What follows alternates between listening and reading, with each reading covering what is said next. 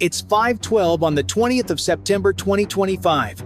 In the South China Sea, just off Hainan Island, the carrier USS Gerald R. Ford snaps from routine to red alert. CIC screens bloom with fast, low tracks. Alarms howl. Sailors sprint to battle stations. Hatches slam. Deck lights flip to red. Escorts John, Finn, and Hopper roll to combat power, while F-35C idle hot on the flight deck, wings tipped with fuel and hope. Overhead, the sky is a black sheet. At the horizon, brief needles of orange stab and fade. The first calls come in. Multiple salvos, mixed profiles, closing fast. No time for speeches, just checklists and breaths. Missile cells clack open. SM-6 icons. Arm. ESSM crews count down. On the bridge, the captain watches the bearing line crawl toward the ship like a fuse. This is the tightrope. If the shield holds, the group lives. If it cracks, the ocean takes $1 billion giant in minutes.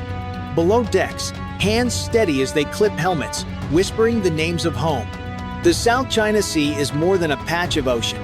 It's one of the busiest arteries of global trade. Every day, tankers and cargo ships pass through, carrying fuel, electronics, food, and parts that keep the world's economy humming.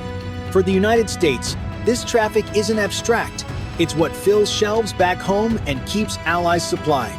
That's why the USS Gerald R. Ford Strike Group is here, holding open the lanes against any attempt to shut them down. Onshore, China has built radar stations, missile silos, and air bases across Hainan and the mainland coast. Their message is clear. These waters are theirs to control. The USS answer is just as sharp. Freedom of navigation is non-negotiable. This clash is about more than steel and missiles, it's about credibility. If the Ford is sunk or forced back, confidence in American power collapses. Insurance rates spike, cargo diverts, allies hedge bets, and Beijing gains a huge propaganda victory. But if the Ford holds the line, the opposite happens. China's vaunted carrier-killer arsenal looks weaker. Washington proves that high-end defense and long-reach strikes still matter. Allies breathe easier, and potential partners see the US as a shield worth standing behind. The stakes here stretch from one battle group to the entire balance of power in Asia. And now, the moment of truth. Dozens of Chinese DF-21D anti-ship missiles and CJ-10 cruise missiles are already screaming across the sky. Who has the edge, America's layered defenses or China's overwhelming numbers? Drop your guess in the comments. Press 1 if you think the Ford survives, 9 if you believe China finally breaks through. And don't forget, subscribe so you don't miss how this fight unfolds. 5:13. The clock ticks forward by seconds that feel like hours. On Ford's radar, more than 60 inbound tracks close in. The first wave, DF-21D ballistic missiles, falling from the upper atmosphere at hypersonic speed. The second, CJ-10 cruise missiles, skimming the sea just above the wavetops. Together, they form a pincer fast from above, low from below. The order goes out, engage. Vertical launch cells thump as SM-6 interceptors roar upward. Each is designed to kill a ballistic missile in the thin edge of space. Moments later, ESSM missiles kick from their canisters, streaking out to meet sea skimmers that ride only meters above the ocean. The escorts John, Finn, and Hopper synchronize their fire to plug the gaps, ensuring no angle is left open. Outside, night turns violent. Dozens of fireballs blossom as interceptors meet targets head-on. Sailors below deck feel the shudder through steel as each intercept releases shockwaves across the water. But not every missile is hit. Some split their flight paths, decoys separating from warheads. Others maneuver, banking hard to test the computers and reaction time of human crews. In the air, F-35C and Super Hornets scramble from Ford's deck. Their job isn't to chase the incoming salvos too late for that, but to cut off the next wave at the source. Flying low, they vector toward Hainan, guided by AWACS and satellite feeds. At the same time, two stealth bombers, B-2 Spirits, slip past the upper atmosphere, already loaded with bunker-buster ordnance for hardened Chinese missile sites. On the fantail, an MQ-25 taxis for launch, fuel to spare, ready to keep the fighters on station when the night stretches long. On board Ford, the tension is razor sharp. CIC reports interception rates, dozens downed, but more are still on course. Close-in defenses arm automatically ram, phalanx, CIWS, last-ditch guns designed to shred targets at a mile or less. The crew knows what that means. The shield is holding, but the sword is still coming. Every man and woman on this ship feels it. The enemy has committed fully, and survival now hangs on seconds and reflexes. The South China Sea echoes with thunder, streaks of light carving through night sky and sea spray. The first round is not over, but both sides know this is only the beginning. 5:15. The interceptors have taken their toll, but not enough. Several missiles slip through, weaving past the outer shield. The CIC tracks them with a cold clarity. 3, 5, 7 still inbound. The escorts shift position, tightening formation to cover Ford's flanks. Every movement is deliberate, shaving seconds from reaction time. One CJ-10 slashes close, just 100 feet over the water. Hopper's radar locks, and an ESSM streaks out, catching it mid-arc. Another dives lower, so low the sea spray masks its profile. Ford's phalanx CIWS spins up, the drum rattling like a giant saw. A storm of tungsten slugs cuts the missile apart just seconds before impact, raining fire across the waves. But defense comes at a cost. Each interceptor fired is one fewer in reserve. The magazines run down fast, and the enemy has numbers to spare. For every missile destroyed, more rise over the horizon. The strain spreads across the crew. Voices crackle over radios, breath short, but hands stay steady. The captain turns the carrier 2 degrees starboard, narrowing its silhouette. Small changes matter every angle. Reduced is one more chance the ship lives. Damage control teams rig hoses and seal fire doors. Medics stage by the hangar for shrapnel and burns. Ram launchers cycle. Chaff and Nulka decoys bloom, throwing bright ghosts into enemy radars. Above, F-35C and Hornets press deeper into enemy range, forcing Chinese H-6 bombers to break formation. One is shot down, fireballing into the sea, but others still release payloads. The sky grows crowded with overlapping threats. Aegis operators prioritize, triage by speed and distance. Each decision is brutal. Shoot now or hold for the next. The horizon is chaos. Explosions flare, debris rains, and the sea itself burns in patches. Yet still, missiles come. It's clear to everyone China is willing to empty its magazines to prove the carrier-killer legend true. The US is fighting not only to protect a ship, but to prove that legend false in real time. And here's where I'll ask you. If you were in command, would you keep pouring interceptors at every target, or save shots for the final wave? Drop it in the comments. Press 1 if you'd fire everything now, 9 if you'd hold back for the endgame, and hit subscribe so you don't miss how this gamble plays out. 5:18. Just as the crew steadies, the unexpected arrives. Radar scopes light up again, not with high arcs or sea skimmers, but with smaller, faster dots hugging the surface. These aren't the standard salvos. They're a new tactic. Swarms of supersonic drones and low-flying anti-ship missiles launched from dispersed platforms, skimming barely above the waves. Harder to see, harder to hit. The warning comes late. Operators call out the speed Mach 2 at less than 50 feet altitude.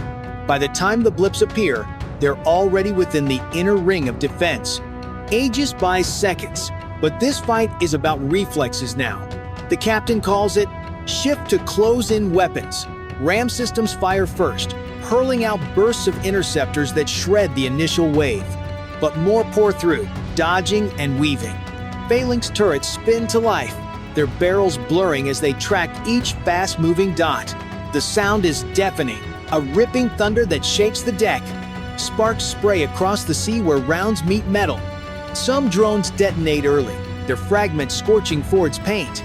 Others keep coming, closing to within a mile.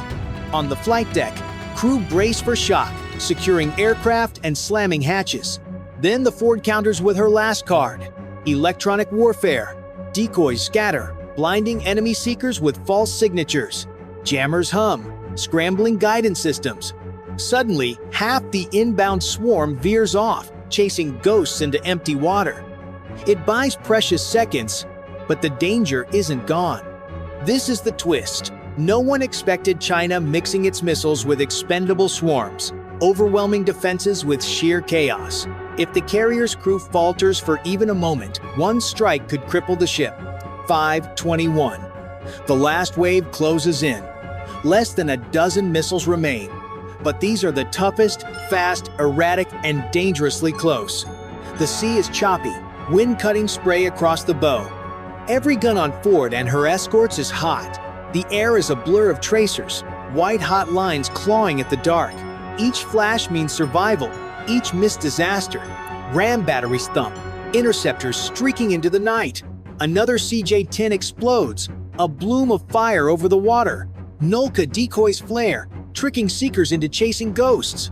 From starboard, Hopper fires an ESSM that nails a diving threat seconds before it hits the waves.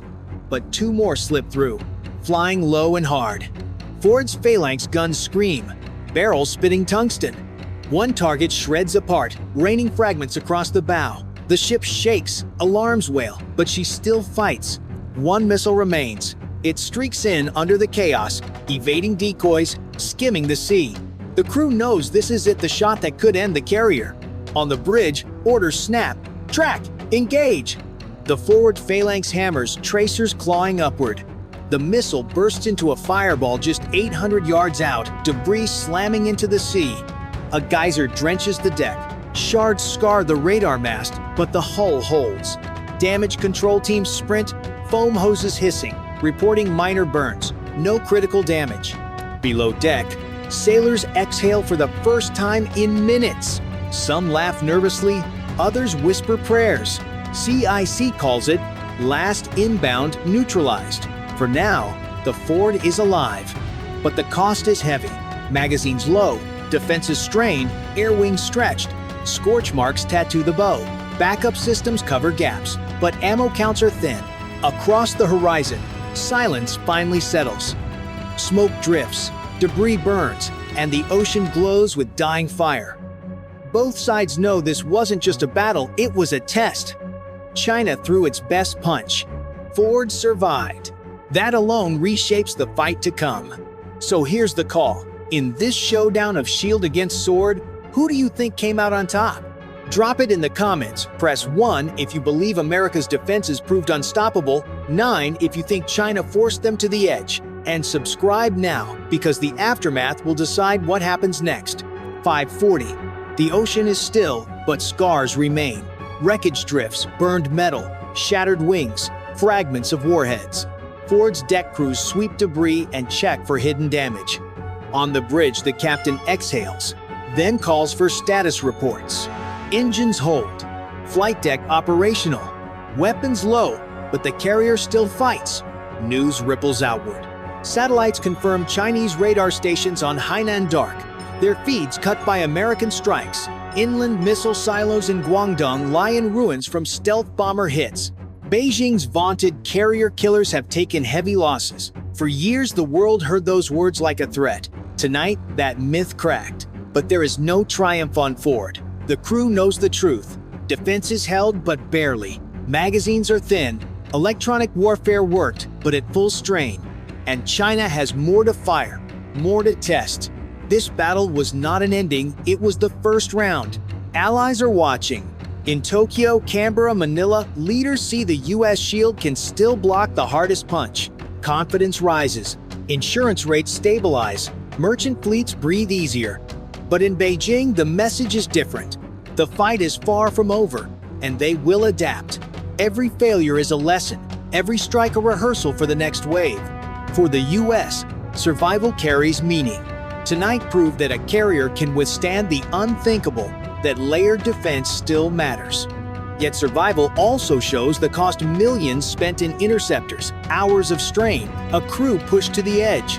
The next attack may come faster, harder, or in greater numbers. This is the balance now. Technology against mass, precision against volume. The Ford sails on, but the question lingers, how long can even the strongest shield endure repeated storms? And here's where you come in.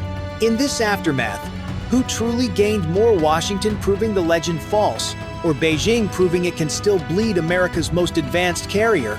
Let me know in the comments. Press 1 if you think the US walks away stronger, 9 if you think China's message still lands, and subscribe now, because the next clash is already on the horizon.